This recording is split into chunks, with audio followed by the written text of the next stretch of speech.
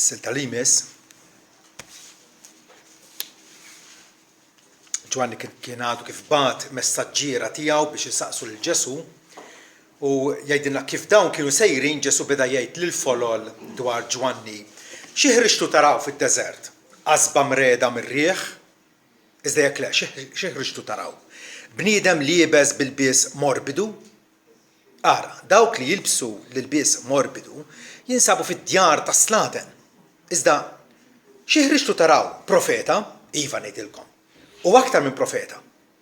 Dan hu li dwaru miktub ara jien nibgħat il-messaġġier tiegħi qablek li se jħejji triqtek quddiemek. Tassew ngħidilkom fost dawk imweldin min-nisa ma qamx wieħed akbar minn Ġwanni l-Battista u frattant l-iżgħar f'saltnet ismewwiet u akbar minnu. U minn jiem Ġwanni l-Battista sissa saltnet ismewwiet issofri vjolenza u l-vjolenti jaħtfuha. Għax il-profeti kollha u l-liġi ipprofetizzaw sa Ġwanni. Jekk tridu taċċettawha u nnifsu hu l-Elija li kellu jiġi. Min għandu id-dnejn ħajsma'. Amen. Missieta smawiet, smajna żewġ porzjonijiet mill-kelma mqazza tiegħek. Il-proverbji li ħeġġuna biex nevitaw il-ħażen u l-inġustizzja u nfittxu nikkaċċjaw dak li huwa sewwa u nobbli u xieraq f'għajnejk. U issa mulej mill-kelma ta' sidna nnifsu inkomplu nitgħallmu l-għarf u nitolbuk għalhekk mulej biex kif aħna nisimgħu għatina li mhux biss nisimgħu b'attenzjoni ma wkoll li narblu dak li nisimgħu u nżommu sħiħ ma' dak li hu tajjeb sabiex il-ruħ tagħna hekk tistana u nkunu aktar u aktar kwalifikati biex inservuk bis-sinċerità tal-qalb. U dan tolbuh għal glorja u s-sebħ ta' ibnek Ġesu. Amen. Lama kif tafu l-dinja meta titkellem dwar bniedem kbir għandha l-idea tagħha minnu kbir u minn ma jiswa xejn.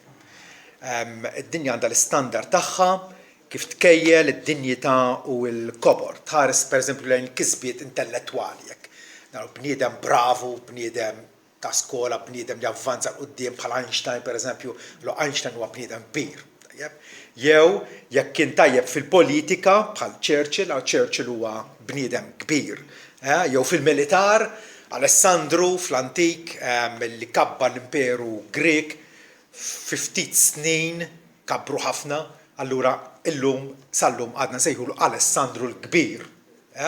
Dat tip ta' evalwazzjoni jekk fil-skoperti xjentifiċi Galileo, allura Galileo huwa bniedem kbir, jew jekk bniedem huwa għandu ħafna poter, jew ħafna rikkezzi, allura dak huwa bniedem kbir.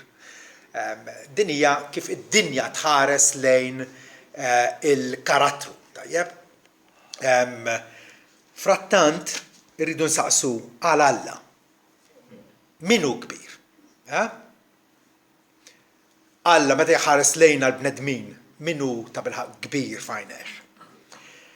Hawnhekk fi Ġwanni l-Battista għandna ritratt biex ngħidu hekk.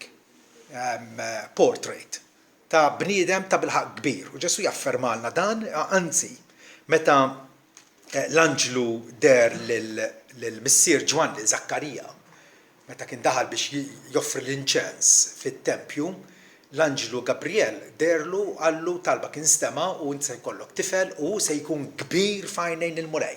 Ġifieri għadu qasbis nissel, għadu qasbis jeżisti, u l-anġlu qed jgħidlu dan dat tifel ħajkun kbir f'għajnejn il-mulej. Frattant, Ġwanni meta kien il-ħabs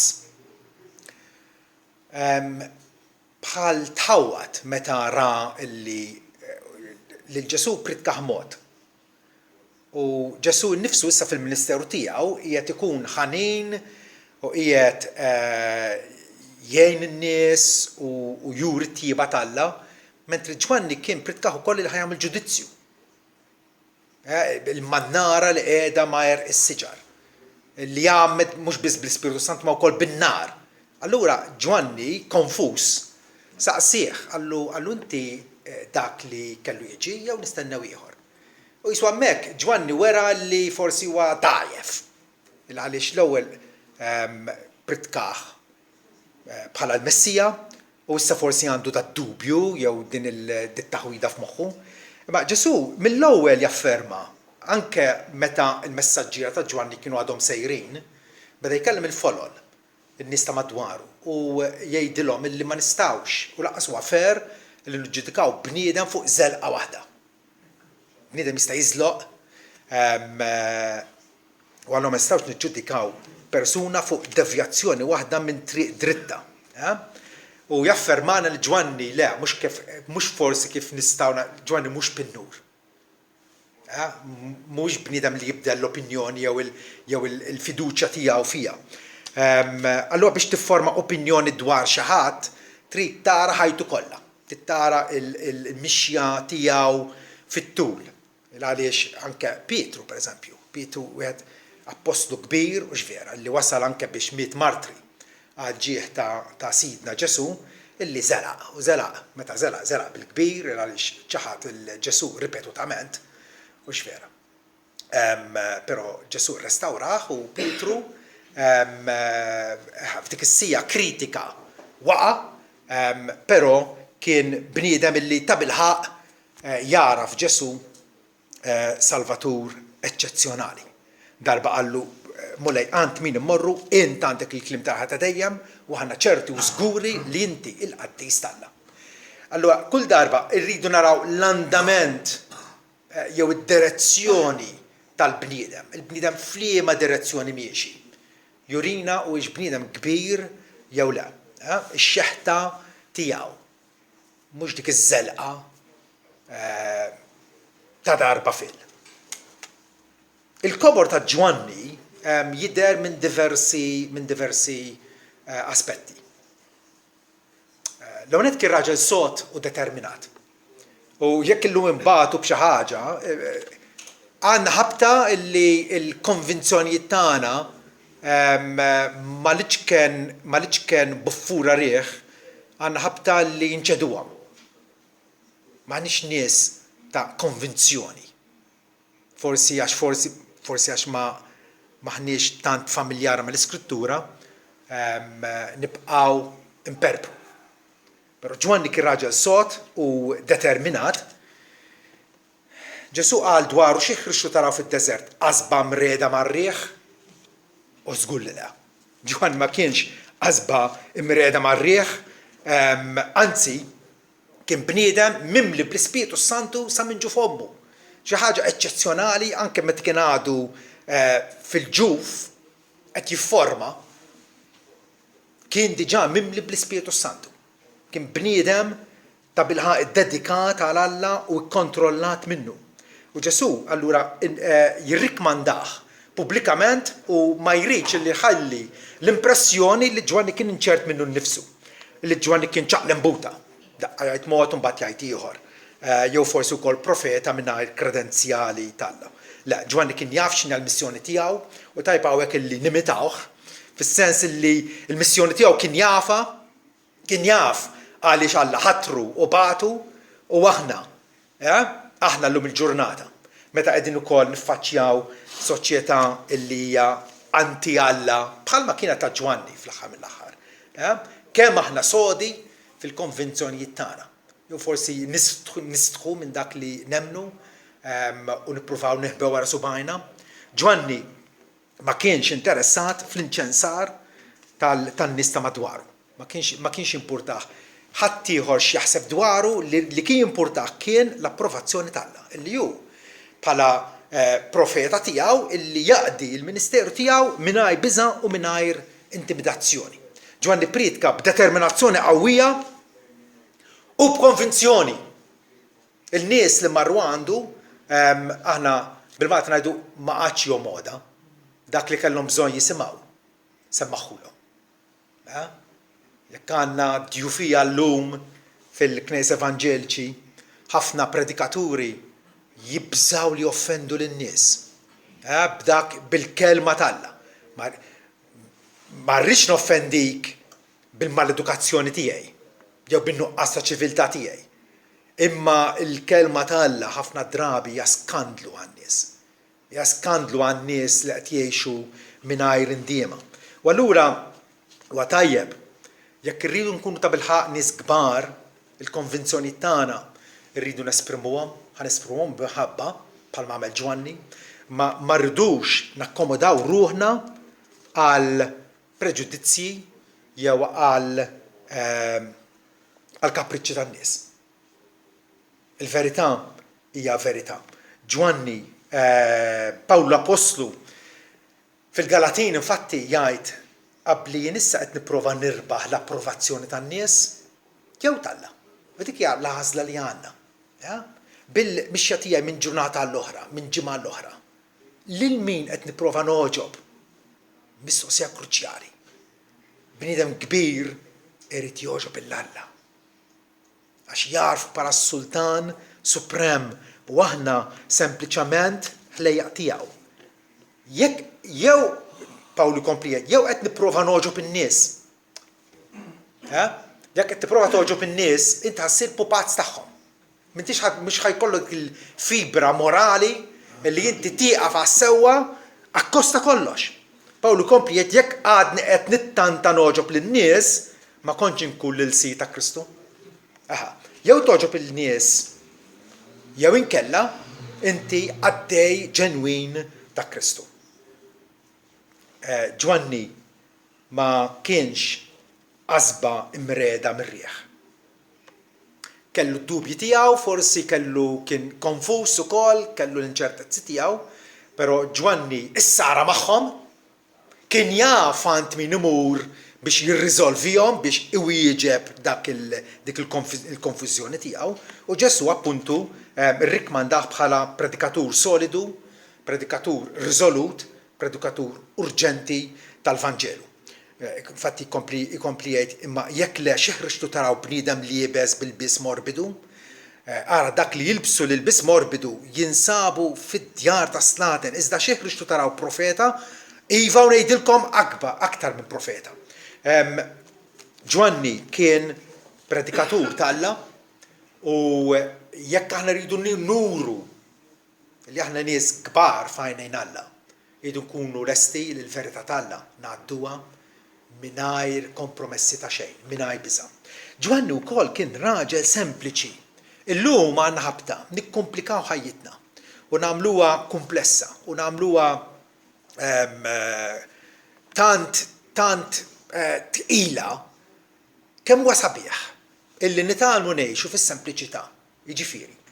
Illi nkunu kapaċi ngħaddu anke mingħajr lussu żejjed u mingħajr konvenjenzi tad-dinja li n-nies ħadd ieħor jgħoddhom bħala neċessità u għalina huma biss konvenjenzi. Ġesu għal xi ħriġtu taraw bniedem li jibes bil-biss morbidu, anzi dawk li jilbsu dal-ilbies artab u fin, dawn jinsabu fil-palazzi ta' slaten. Ġwanni kif kien jilbes? Infatti kien jilbes bil-xar tal-ġemel u anke l-ikel tiegħu xejn konvenzjonali kien ġradijiet u għasel salvaġġ. Li forsi tgħid netqażżiżhom dawk l-affarijiet. Ma Ġwanni kien les li anke bli jsib fid-deżert fejn kien joqgħod, fejn in-nies kienet toħroġ biex tisimgħu, kien jgħaddi bihom. Illi kien allura bniedem li kapaċi jiġħad lilu nnifsu. Kapaċi jgħid le għal ħafna kumditajiet illi bniedem żgħir ifittex il-kumditajiet, ifittex illi kollox jirrivolvi madwaru. Basta huwa komdu. Raġel kbir l-istil ta' ħajtu kapaċi jkun protesta kontra l-indulġenza illi s-soċjetà tagħna tiffanga fija llum il-ġurnata vera. Ġwanni kien les li jċaħħad mill-kumdità biex jaqdi l-ministeru tiegħu. U kellna bżonn li jkollna predikaturi hekk. Li huma konċentrati, illi l-ħsieb ta' moħħhom, l-għaxqa ta' qalbhom hija li jarfu lil Ġesu bħala s-Salvatur tad-dinja. U kull wieħed waħda minna illi nkunu lesti illi inwarbu dak li ħadd ieħor jgħod bħala neċessità sabiex aħna naqdu l-ministeru tagħna. Anke l-Apostlu Pawlu fl-Atti 20 jgħid ħajti jiena nikkonsidra valur ta' xejn. Kontrarjament għall-opinjoni pubblika llum illi huwa int l-importanti. Self-esteem, kif qed tħarslek innifsek, illi inti jkollok opinjoni kbira u għolja tiegħek innifsek. Pawlu jgħid il-kontra, jiena konsidra l-ħajti bħala valur ta' xejn. Bħala mhix prezzjuża li għan-nifsi. Ħalli ntemm il-korsa tiegħi u nwettaq is-servizz li rċivejt mingħand is-Sid Ġesu il-kompitu li nixhed solennement għall-Evanġelju tal-Grazzja t'Alla. Pawlu kellu ħsieb wieħed bħal Ġwanni li xandar il-Kristu. Li xandar il-Kristu. U aħna b'emilna, b'diskorsna, bil-mġiba tagħna rridu wkoll nirrikmandaw lil Ġesu quddiem id-dinja. Ġwanni kien raġel kbir il għaliex kellu t-timbru t'Alla fuq. Bniedem bit-timbru t'Alla. Immaġinaw għandek ċertifikat u ċertifikat. Tajjeb, żewġ biċċiet tal-karti. Wieħed għandu t-timbru tal-università fuq u liħor m'għandux. Tajjeb, dak li għandu t-timbru jiswa ħafna, fih valur, dak li m'għandux it-timbru ma jiswa xejn. Huwa biċċa karta. Ġwanni kellu t-timbru ta' Alla fuq, kien maħtur minnu, magħruf minn Alla. Magħruf minn Alla. Ġesu jsejjaħlu mhux biss huwa profeta, huwa iżjed minn profeta. Il għaliex hu nnifsu kien profetizzat li kellu jiġi. Malakija kapitlu 3 vers 1, Malakija li kien l-aħħar mill-linja tal-profeti. Tajjeb, Malakija l-aħħar profeta, bata għaddew 400 sena qabel ma tfaċċa Ġwanni il-Battista. U Malakija l-aħħar profeta jala il-ktib tiegħu billi jgħid ara jien nibgħat il-messaġġier tiegħi qablek illi sejħej triqtek quddiemek. Ġwanni nnifsu kien profetizzat. Xi ħaġa eċċezzjonali.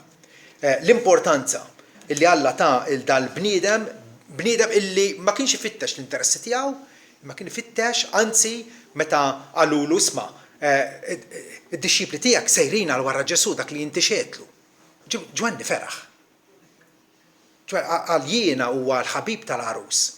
Meta n-nies imorru għand l-għarus, jiena nifraħ. Allura Ġwanni huwa kbir il għaliex kif jgħid Ġesu ma qamx wieħed ikbar minn Ġwanni il-Battista. Għaliex Ġesu isejjaħlu speċifikament kbir il-Ġwanni. Il għaliex Ġwanni ħabbar u annunzja lil Ġesu bħala l-Messija.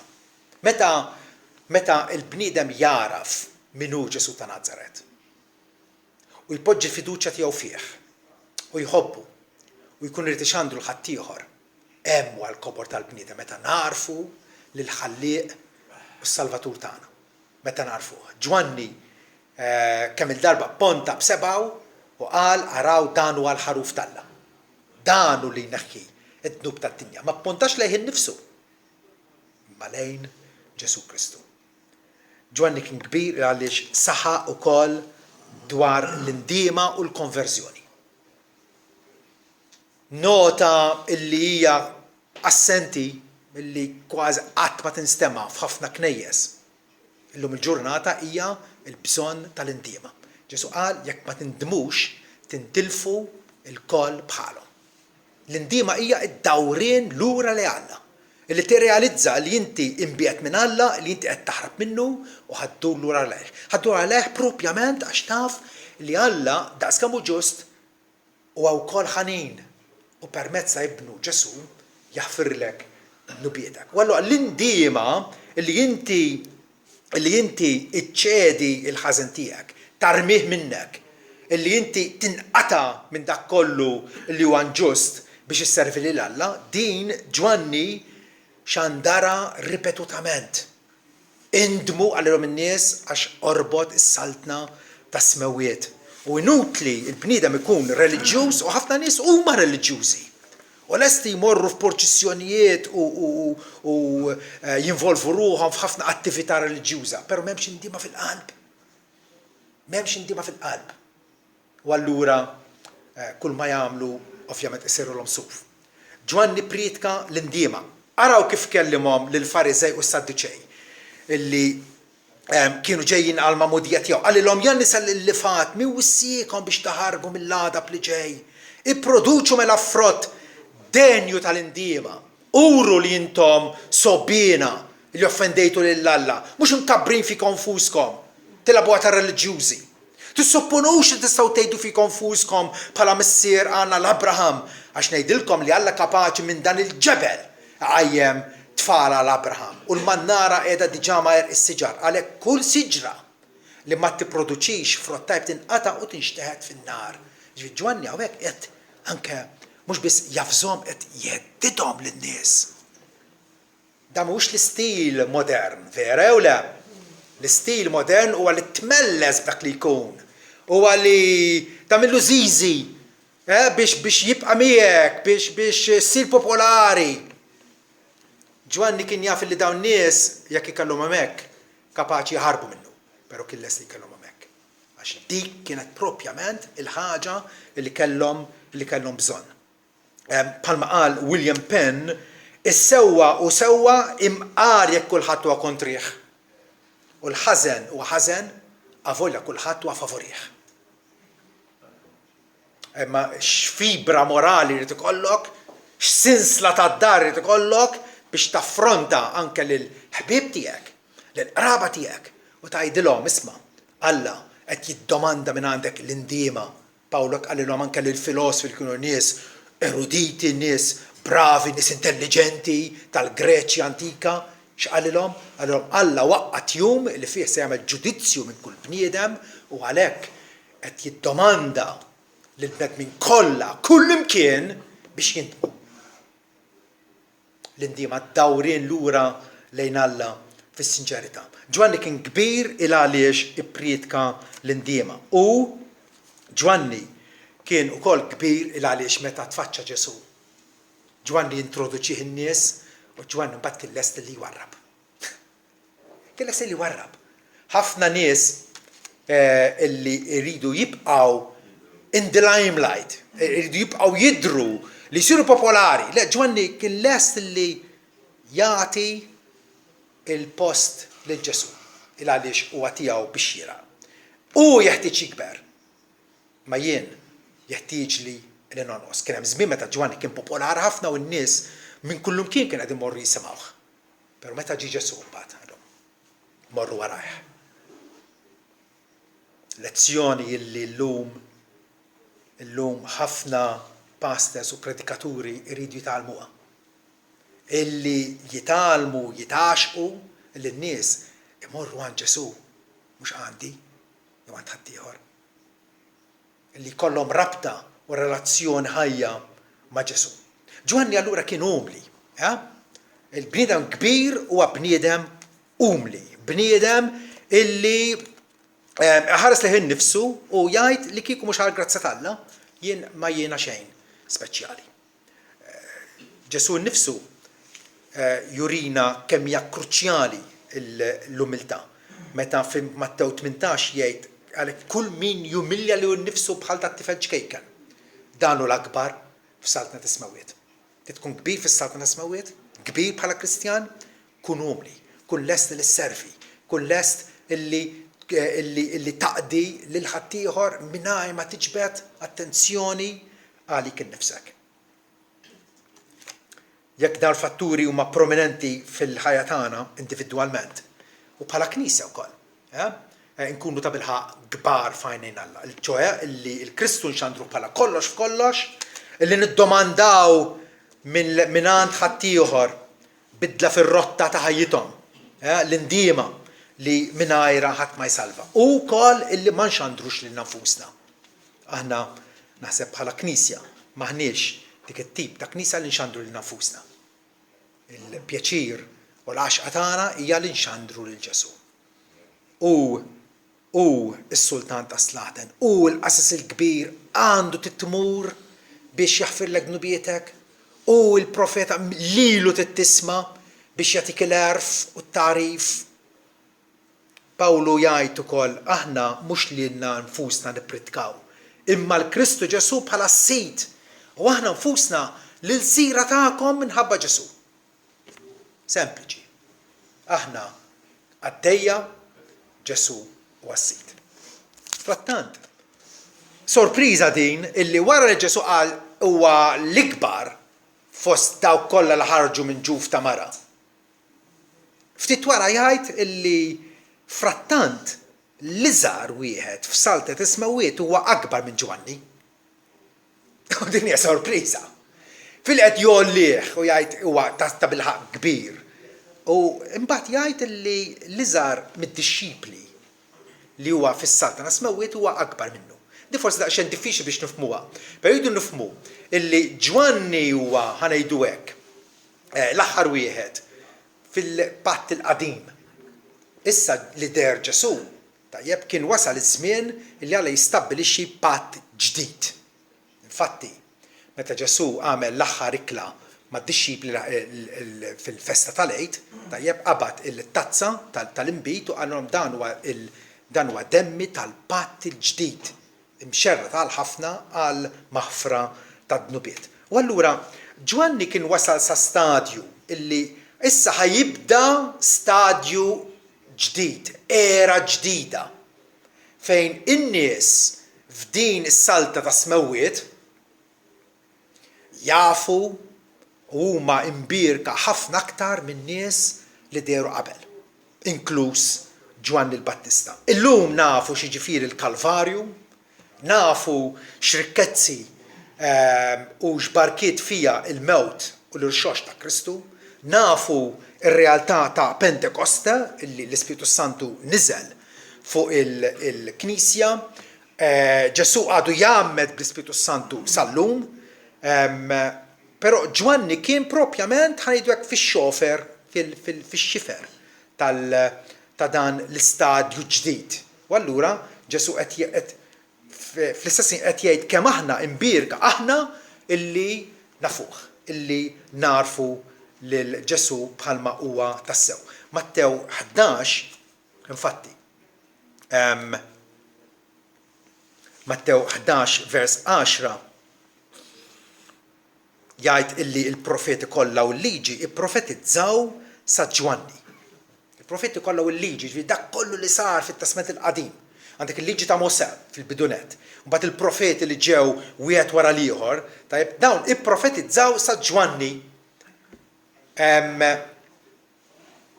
U allura Ġwanni ma kellux il-vantaġġ illi għandna aħna llum. Illum aħna nafu wis aktar minn Ġwanni. Infatti Ġwanni tfixkel propjament għax ma kellux biżżejjed tarif. U assuma li Ġesu ġej bil-ġudizzju, meta rah li aktarx il-kontrarju qed eħenna n-nies u jfejjaqhom, jiftilhom għajnejhom, jekk torox ifejjaqhom u l-bqija. Fejn il-ġudizzju? Illum nafu illi l-ġudizzju Alla riservah għall-aħħar jum. Meta jibgħat lil Ġesu jirritorna bħala l-imħallef tal-bnedmin kollha. Ġwanni kien ħajdu hekk fit-tarf ta' din ir-realtà kbira. Aħna qegħdin fiha din ir-realtà. U allura Ġesu hekk kif semma lil Ġwanni u rrikmandah u rieħ bħala ta' bilħaq bniedem kbir, ikompli biex jitkellem dwar ir-realtà tas-saltna. Is-saltna talla għal Ġesu u allura għalina wkoll għandha tkun l-ikbar realtà. L-iżjed ħaġa importanti illi aħna nifhmu x'inhi s-saltna talla, il-ħakma talla fil-qalb tagħna li Alla qiegħed jirrenja fuqna u aħna volontarjament inċedu għal dak ir-renju tiegħu. Ġesu jitkellem dwar din is-saltna billi jgħid minn jiem Ġwanni l-Battista sissa, is-salta ta' smewwiet issofri vjolenza u l-vjolenti qed jaħtfuha. Daqsxejn forsi diffiċli. Is-salta ta' smewwiet issofri vjolenza. Il għaliex meta Ġwanni beda ixandar is-saltna u Ġesu ftit wara, raw ħafna oppożizzjoni. Il-Fariżej, is-Sadduċej, il-Assasin il-kbar, Erodi, kollha kienu kontrija, kollha opponewa. U allura Ġesu bir-raġun qed jgħid li s-salt ta' smewit issofri vjolenza. Opponewa, irresistewa, però xorta waħda is-saltna Talla bdiet tikber u tikber u tikber. Ġesu xebbaħa ma' dik il-żerrija li żgħar fost iż-żrieraħ tal-bidwi imma diż-żerrija tal-mustarda meta tinżera mbagħad issir siġra kbira, hekk kbira illi anke il-tjur tal-ajru imorru jistkennu fiha. Is-saltna bdiet minkejja r-resistenza tal-bnedmin, però wkoll Ġesu irid jagħtina x'nifhmu illi s-saltna avvanzat bil-forza. Hawnhekk hawn play on words fil-dana. Ġifieri il-kliem Ġesu jista' jittieħed f'żewġ sensi. Is-salta ta' smewit issofri vjolenza u l-vjolenti jaħdmu. Jew tista' tfisser ukoll li s-salta ta' smewit qed tavvanza bil-vjolenza, qed tavvanza. Illi hemm nies li bisforz u vjolenza qegħdin jikklejmjawha għalihom infushom. Araw kif l-istess Ġesu tkellem dwar din is-saltna f'Luqa 13. Jgħidilna għamlu kull sforz biex titlu mill-bib id-dejja għax ħafna ngħidilkom qed jippruvaw jitlu u ma jkunux kapaċi. Ġesu qed iwissina. Illi jekk aħna timidi, jekk aħna nies ta' nofs kedda, nies illi interessati llum u għada marrinna interess, nies illi maħniex ta' bilħaq impenjati għas-saltna Talla, nibqgħu minn nitlu fiha. Għamlu kull sforz biex titlu mill-bib id-dejjaq. Il għaliex ħajkun hemm ħafna li jippruvaw jitlu u ma jkunux kapaċi. Għaliex? Il għaliex pruvaw ftit, qed tifhem, iltaqgħu ma' oppożizzjoni, forsi mill-familjari tagħhom, Ġesu kien għandu kif titkellem dwar illi l-edewwa tal-bniedem ikunu membri tad-dar tiegħu stess. Il-missier kontra l-iben, il-bint kontra l-om. U meta jiltaqgħu ma' din l-oppożizzjoni jgħidu aħja ma nagħmel xejn, ma nfittex xejn. Mhux ħankompli naqra Bibbja, mhux ħankompli nitlob. U allura is-saltna smewit jibqgħu barra minnha. Ġesu qed jagħtina din it-twissija. Aktar tard f'kapitlu 16 u vers 16 jgħidilna l-liġi u l-profeti kienu proklamati sa' Ġwanni minn dak iż-żmien l-hawn il-bxara tajba ta' saltna Talla qed tkun imxandra u kulħadd qed jisforza triqtu għal ġofija. Qed jisforza triqtu, jiġifieri hemm ċerta enerġija mill-bniedem biex jidħol fiha. Ċertament il-saltna mhijiex għal dawk illi jaħsbu li jistgħu jiksbuha mingħajr ebda diffikultà. F'dinja ta' dnub, f'dinja li hija kontra Alla, dawk illi jridu ikollhom sem mis-saltna Talla ma jistgħux jibqgħu rotob, ma jistgħux jibqgħu għażiena, ma jistgħux jibqgħu indifferenti, iridu jagħmlu sforz serju biex attwalment jitlu. Is-saltna Talla mhix għal beżżija, mhix għal dawk li jagħmlu kompromessi, mhix għal dawk li huma timidi jew dgħajfa. Ċertament mhix għal dawk nies bħal Balaqam msemmi fil-patt il-qadim. Balaqam illi Pietru jgħidilna ħabb il-ħlas tal-inikwità. Aktar kien iħobb il-flus milli xandar lil Alla veru. Mhijiex għal dak iż-żagħżugħ sinjur illi mara għand Ġesu l-ewwel b'ħafna entużjażmu. Mulej x'għandi nagħmel biex niret il-ħajta dejjem. Wera li huwa interessat. Ma tistax issaqsi mistoqsija. Aħjar minn hekk fil-ħajja. X'għandi nagħmel biex niret il-ħajta dejjem. U meta Ġesu taħ ir-risposta korretta, illi huma kienx qed jippretendi telaq lura ħosbien. Għax kellu ħafna ġid jgħidilna. L-Alla tiegħu kien il-ġid, ma kienx lest li bivjolenza jarmi l-idoli tiegħu biex jibda jaqdi lill-Alla ħaj u veru b'indiema sinċira. Is-saltna smewit lanqas hija għal nies bħal Pilatu. Illi Pilatu investiga l-Ġesu, saqsih ħafna mistoqsijiet. Waħda mistoqsijiet importanti li saqsih x'inhi l-verità għallu l-Ġesu. U ma kellux sabar li jistenna il għaliex waqqas biss irrealizza illi l-verità kien qudiemu.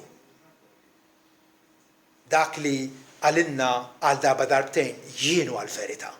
kien quddiemu u aqqas biss intebaħ, aqqas biss induna. Għaliex? Għax forsi kellu l-andament, l-amministrazzjoni u l-faċendi u x-xogħol tiegħu tal-ġurnat jrid jeħles minn dal-każ ta' dan il-kriminal li nġab quddiemu u allura għataħħilu għal-mewt.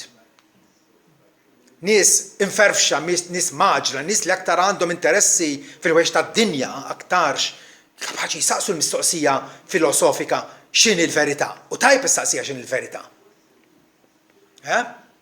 Imma mhux b'mod artifiċjali. U lanqas hija saltna talla għal nies bħal Dema li apparentament kien għamel xi żmien jaħdem ma' Pawlu l-Apostlu, però fl-aħħar ittra tiegħu Pawlu jgħid li Dema billi ħabb id-dinja preżenti telaqni. U mar lejn Tessalonika. Kien hemm affarijiet oħra aktar attrajenti għal Dema mill-saltna talla. Dawn in-nies baqgħu barra. Għaliex? Għaliex ma kunux lesti li s-saltna talla jaħtfuha b'vjolenza, jisforzaw li jonfushom fiha. U speċjalment fil-bidu, meta l-Ispiritu talla jqanqlek fil-qalb, ara li ma tibqax lura, ara li ma titgħażżinx, ara li mhux mal-ewwel tfixkil jew impediment jew ostaklu iċċedi. Altrimenti tibqa' barra.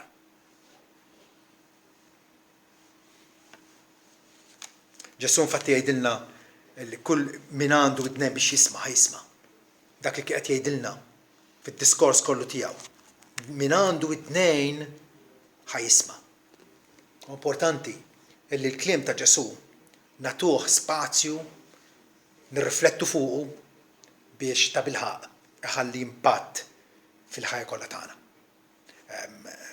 Kif naqraw l-Iskrittura, kif nisimgħu priedka, dawn l-affarijiet kollha, jekk maħniex qegħdin nagħmluhom b'indiema, bl-onestà tal-qalb biex aħna ngħaddu l-quddiem biex l-Alla narfu aħjar, biex nitalmu nqimuh fl-ispirtu u fil-verità kif jixtiequ, biex nitalmu nħobbuh b'qalbna kollha u bruħna kollha. Min għadu t-tnejn ħajisma'. Amen.